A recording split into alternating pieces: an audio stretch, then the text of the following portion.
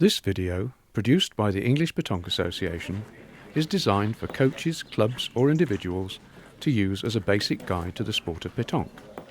It demonstrates the basic techniques of the game and attempts to explain the rationale behind such factors as choosing the right ball, the delivery of various shots to cope with a variety of playing conditions, and also basic tactics. It also suggests practice routines which you can use to improve your skills and ideas on teamwork and making the best use of the abilities of the players in your team. Great ball. Great ball, Dino. Great ball. There are 6 elements involved in the technique for throwing a ball, whether you're shooting or pointing. To begin with, let's look at the way that you hold a ball. Your grip. Holding a ball properly is the most important factor in being able to control what happens to it once it's left your hand. Balls measure between 70.5 and 80 millimeters in diameter, and you need to play with balls that are the right size for your hand. If the ball is too big for you, then when you turn your hand over, you will have to grip it too tightly, and this will seriously affect your control when you let go. As a general rule, you should hold the ball with your fingers close together and your thumb resting alongside. Your fingertips should reach at least halfway round the ball, and you should be able to hold the ball with your hand relaxed. Another reason for holding the ball this way is that it then allows it to spin backwards in the air off your fingertips, which increases your control of what it does after it's landed. The legal weight range for competition ball is 650 to 800 grams, and it's important that you do not opt for balls which are too heavy. Shooters in particular need to be aware that throwing balls at the heavier end of the range throughout a day of competition can be very tiring, and so most tend to opt for ball weighing 700 grams or less. Younger players should also be encouraged to play with the lightest available ball. The ground surface that you play on, the piste, can vary enormously between different playing areas, called terrains, or even on the same terrain. It may have a hard or soft base. It may have a thin or thick covering of a variety of top dressings or none at all. It may have large stones or fine grit, and it may be perfectly flat or covered with hills and hollows. It may also have various degrees of slope from edge to edge or corner to corner, and finally, it may change character completely depending on whether it's wet or dry. All these variations mean that you need to be able to adapt your style, particularly as a pointer, to achieve whatever you're trying to do, and the right grip and the right ball are crucial to that aim. Your stance. You need to think about the way that you stand in a circle, whether pointing or shooting. If you're right-handed, you should stand with your right foot pointing towards the direction of throw and your left slightly behind and at a slight angle to the left. This has the effect of moving your right hip out of the way to allow you to swing your arm in a straight line towards the target, and also to give you some sideways stability. Left-handers need to reverse these guidelines. It's important to keep your feet quite close together, since the minimum size circle is 35 centimeters in diameter, and both feet must be completely within the inside of the marked line when you throw. If you get used to standing with feet wide apart, it will affect your technique if you're forced to play with them much closer together. You should feel comfortable, balanced and relaxed before you begin the throwing movement. Backswing. To make sure that you can throw to a full range of distances and heights, it's important to lift your arm behind you in the highest backswing that you can comfortably manage. Not only does it give you a longer acceleration of your arm to throw further, but it also gives your arm the best chance of creating a straight line of throw. Follow through. When you swing through from behind, you should try to keep your arm as straight as possible in the direction that you want the ball to go, and follow through with a full extension of the arm to about head height. Release. Unless you deliberately want to spin a ball sideways, you should try to keep your hand level as you open it up at the end of the swing, to give the ball a chance to spin backwards off your fingertips. Most players who see their ball skidding off-line when they land are unconsciously putting side spin on them, usually from right to left in the case of right-handers. How to use your other arm. To keep your shoulder girdle square and fairly still during throwing, it helps if you extend your other arm to the side and slightly backwards. If your throwing shoulder swings back and forth during the throwing action, you are asking your arm to throw a straight ball while its pivot is moving. This problem is accentuated if you tuck in your other arm. Pointing. Pointing is throwing your ball to get closer to the jack than the opposition. Given the variety of factors already listed, you need to give your ball the best chance of landing and running to where you want it to finish.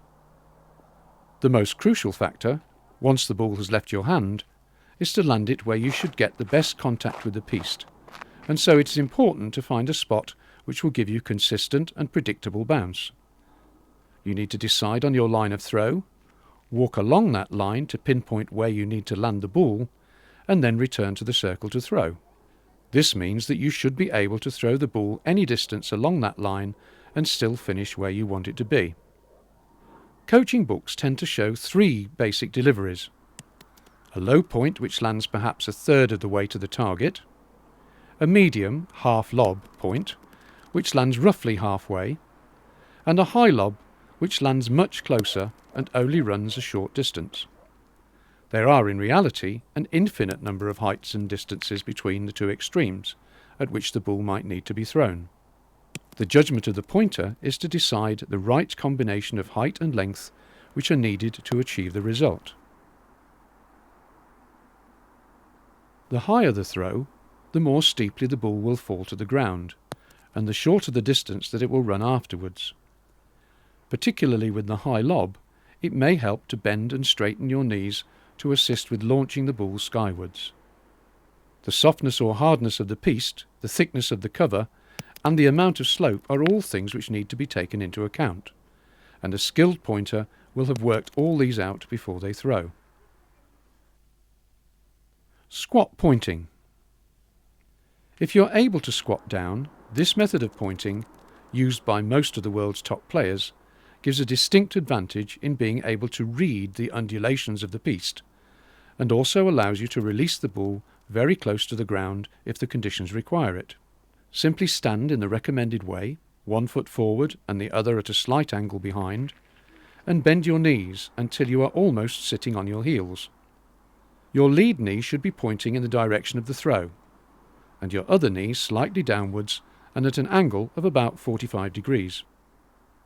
Keep your back straight, extend your non-throwing arm, and go through the backswing, follow through and release routine as usual. Shooting.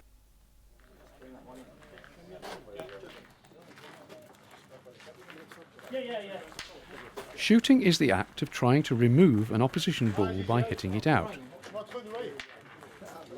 This makes the opponents play again, and it can also be used to improve your score when they're out of ball, or at least reduce their score if it's too difficult to point in. A skilled shooter will sometimes shoot the jack off the terrain to kill the end. This is employed when it looks as though their team is about to lose the game, or perhaps to clinch a victory or a big score when the other side are out of ball. The shooter is less concerned about the playing surface than the pointer, though they still need to be aware of what might happen to their ball if it lands short of the target. There are only very small differences in technique between pointing and shooting. The grip, stance, backswing and so forth are exactly the same. The main difference is that the shooter tends to bend slightly more at the waist to increase the amount of backswing, because the body tilts forward and the arm can be drawn back further. They may also have a little more give in the knees to help with throwing the ball that much further through the air. Advice is generally to focus on the target, to clear the mind of distractions, and to develop an easy, relaxed swing which can be consistently reproduced. The mentality should be to loop the ball to land on the target rather than to hit it hard. A good guide is for the top of the trajectory to be at about head height. If the shooter can make their ball arrive steeply at the target, even if they miss, their ball may still be on the terrain and may prove useful later. With both shooting and pointing, it's useful to imagine the route of the ball before you play it, called visualization, and then to replicate it in your throw.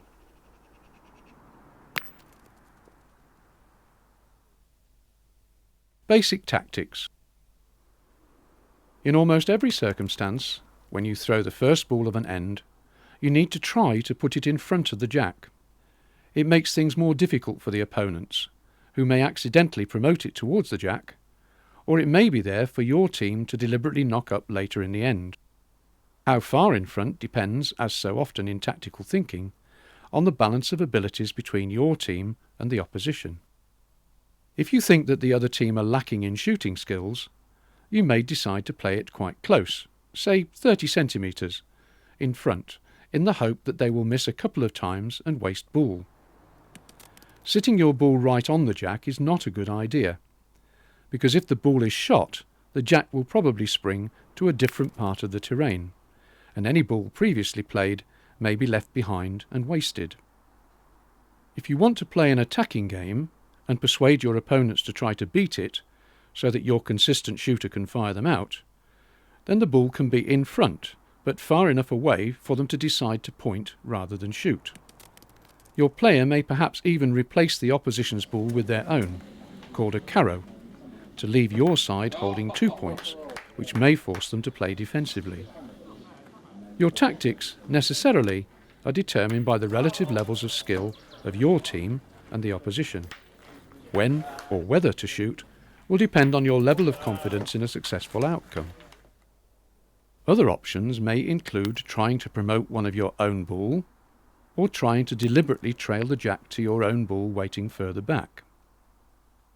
If you decide at some point that your team needs to defend, usually because your opponents have rather more ball left than you need to find some way of protecting your balls so that they are less likely to get shot. If you put your ball close to their best one, preferably in an on position, but at least fairly close to the jack, they will have to point very well to score any more points, or risk shooting out their own ball and losing the end. As a last resort, placing your ball in line with the jack to make them worry about moving it accidentally if they attempt to shoot may be your best option. Teamwork. Playing as a team is a vital part of the sport. Supporting each other, whatever the circumstances, is very important, and maintaining a positive feel in the team is more likely to turn things around than negative thoughts or criticism. Encourage good play and try to find something positive to say, even if things have gone wrong. Deciding on the most appropriate player to point or shoot, assuming that they still have a ball to play, is part of your tactics. And when to use your pointer, shooter, or milieu, middle player, may make a huge difference to the outcome. When you are not playing a ball, it's important to stand together and look like a team.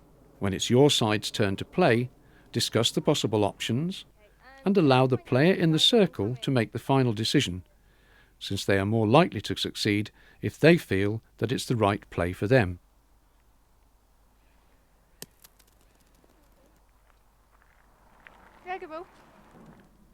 Take over the playing space when it's your turn to play, and stand together quietly and respectfully, without distracting, when your opponents are playing. Remember that a game lost is a shared loss, and a game won is due to the efforts of the whole team. Above all, enjoy the game, and try to learn something every time you play, win or lose. Practices. Pointing skills. Let's look at some practice routines which can help to develop your skill as a pointer. It's important to be able to land your ball at almost any point along the line that you want it to take towards the target. So you can either mark circles or lay flat hoops on the playing surface at various distances from the throwing circle to practice trying to land your ball in them. An alternative is to mark a series of lines on the piste at different distances away and to try to land on each of them in turn to arrive close to a target circle or jack. You will quickly realise that the further the distance you throw through the air, the steeper the landing angle needs to be to allow the ball to stop in front of the target. You will therefore need to let go of it later to give it the extra height which will create that steep angle. To practice high lobs, draw 2 lines at 5 metres and 7 metres from a throwing circle and attempt to land your ball over the first line and stop it before the second.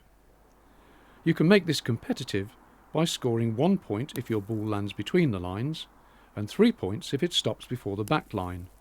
These distances can be altered to adjust to different surfaces or the varying abilities of players. Similarly, you can introduce an element of competition by drawing 2 concentric circles around a jack and scoring 1 for stopping in the outer circle and 3 for arriving in the inner ring. To encourage players to be in front of the jack, this can be amended to create a larger apron in front and almost no space behind it, or by giving high marks for being in the front half and lower marks for going beyond the jack. Another idea is to place a wooden batten no more than 10 centimetres behind the jack, and only reward balls which don't reach the obstruction but are within a specified distance in front of the jack. If a player frequently drops the ball short of the target, place some sort of obstacle in the way which will prevent the ball from rolling on if it lands short. This tends to encourage them to let go later to lift the ball over the obstruction. If you have any equipment available, you can get players to throw through suspended hoops or over a bar or cane to land on targets. To develop a straight throw, lay poles or mark lines in parallel away and try to land ball in between them. If you have a straight follow through but still tend to throw mostly to one side of the line, let's say to your left, keep your swing exactly the same but turn yourself by moving your front foot very slightly to the right to bring you more into line. Shooting skills. Players should be encouraged to try to hit a target ball directly, since this removes any need to worry about the playing surface or obstructive ball in the way, though there may sometimes be circumstances where a very low release and a run along the ground into another ball may be necessary or more effective. The concept of shooting should be to try to land on the target ball, arriving at a fairly steep angle, rather than to throw as hard as possible at it with a low-flighted ball. To achieve this steep angle, you need to loop your ball with a fairly high trajectory, so that even if you miss, your ball has a chance of finishing somewhere on the terrain, rather than going dead over a boundary string. To encourage players to release quite late and arrive steeply, you can either get them to throw over a cane or pole, much the same as the pointing exercise, or lay an obstruction which they have to clear before landing. An early exercise is to place a piece of card on the ground, initially perhaps only 4 metres away, and get the player to land their ball on the card. After gradually moving the card to longer and longer distances, bring it back to a shorter range and place a spare ball on top of the card. The mindset should still be one of trying to land on the card. There just happens to be a ball in the way. If the ball is moved by a shot during the exercise, the aim should still be to land a ball on the card. Once success is achieved, move the target progressively further away as before. Ball can be arranged in line away from the throwing circle at a fairly short distance, and perhaps 50 centimetres apart to begin with. The aim is to land on the back ball first, then the middle one, and finally the front one.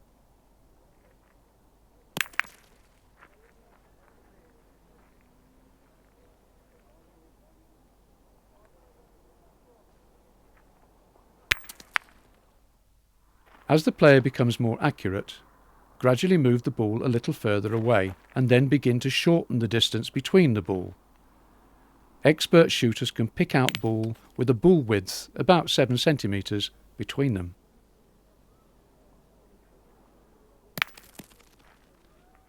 You can also put the ball in line across, initially at about 30 centimetres spacing, and shoot out the middle ball without touching the 2 outside ball. Then gradually reduce the gaps between the ball until there may only be 1 or 2 centimetres between them. This trains the shooter to throw a consistently good line, even more important as a skill than throwing the perfect length. Before you throw, you can help to improve your results by imagining the flight of the ball through the air to the target. You then release the ball along this flight path and hopefully repeat in reality what you have just imagined. This is called visualization and is used in other target sports such as golf, bowls and darts.